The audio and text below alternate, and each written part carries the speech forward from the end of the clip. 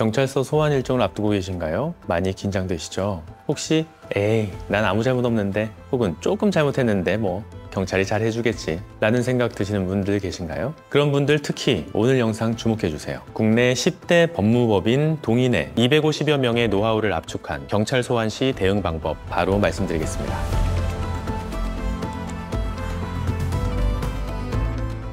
안녕하세요. 법무법인 동인의 임동환 변호사입니다. 여기 단순 폭행 혐의로 경찰서에 소환된 재구 씨. 그런데 경찰관이 너무나도 따뜻합니다. 그때 많이 힘드셨나 봐요. 술 한잔 하셨겠어요? 라고 묻습니다. 재구 씨는 대답했습니다. 네, 스트레스 받아서 소주 한 병 마셨습니다. 여러분, 이게 무슨 뜻인지 아시나요? 재구 씨는 지금 자신도 모르는 사이에 주치 폭행을 인정해버린 겁니다. 단순 폭행과 주치 폭행은 형량 차이가 큽니다. 재구 씨는 이렇게 순간의 방심으로 더 무거운 처벌을 받게 될 위기에 처한 거죠. 교통정리를 해주시는 경찰분과 경찰 소환 때 경찰분들을 같은 경찰로 착각해서는 절대 안 됩니다. 여러분이 평소에는 국민, 시민이지만 경찰 소환 조사를 받은 순간에는 피의자인 것처럼 적어도 경찰 소환 조사를 받을 때 경찰은 여러분의 명확한 적입니다. 그들은 범죄 혐의를 입증하기 위해 당신 앞에 앉아 있는 거예요. 그래서 경찰 조사에서 가장 중요한 것은 바로 침묵입니다. 단 한마디의 말도 하지 말라는 것이 아니라 아무런 말이나 막 하시지 말라는 의미입니다. 그저 경찰이 친절해 보여서 이것저것 허심탄회하게 털어놓고 두서없이 이것저것 떠들었다간 재구 씨처럼 될 수 있는 것이죠.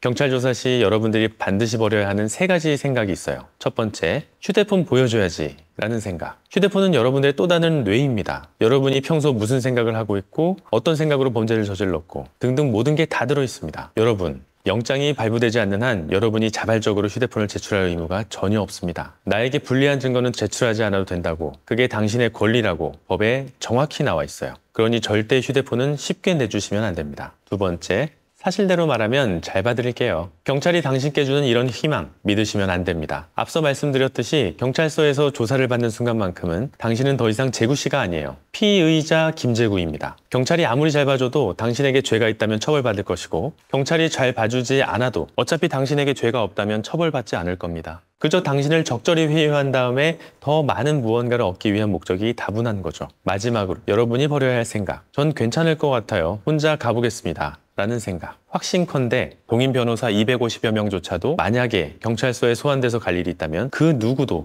혼자 가지 않을 겁니다. 그만큼 변호인의 조력은 중요합니다. 대한민국은 2021년에 수사권이 조정됐습니다. 자세한 건 나중에 좀 더 다루겠지만 결론만 말씀드리자면 경찰의 힘이 예전보다 훨씬 세졌어요. 예전에는 오직 검찰만이 사건을 끝낼 수 있었지만 이제는 경찰이 자체적으로 사건을 끝낼 수 있는 권한이 생겼습니다. 그래서 만약 당신 사건이 경찰 수사 단계에서 끝낼 수만 있다면 반드시 이 단계에서 끝내야 하는 거죠. 저희가 처리한 사건을 예로 들어서 좀 더 쉽게 풀어드리겠습니다. 또 재구 씨를 예로 들어보겠습니다. 어느 날 재구 씨의 카톡이 요란하게 울립니다. 친구인 수지가 카톡으로 음란한 촬영물들을 여러 개 보냈던 거죠. 그렇게 재구 씨는 그 촬영물들을 봤다는 혐의로 처벌받을 위기에 처해 있었습니다. 그런데 재구 씨는 그걸 보지 않았습니다. 그저 전달만 받았을 뿐 억울했어요. 여러분이 실제 재구 씨라고 생각해 보세요. 여러분이 혼자 경찰서에 가서 전 정말 받았지만 보지는 않았습니다 라고 주장한다면 경찰이 믿어줄까요? 반대로 여러분이 경찰이라면 재구 씨의 말 쉽게 믿어주시겠습니까? 재구 씨를 위해서 동인 형사팀은 신속하게 움직였습니다. 가장 먼저 경찰이 재구 씨의 휴대폰을 포렌식하는 과정에서 동인 변호인이 직접 참여했습니다. 압수 대상 혐의 사실에만 국한하여 증거를 빼갈 수 있도록, 휴대폰의 다른 부분은 건드릴 수 없도록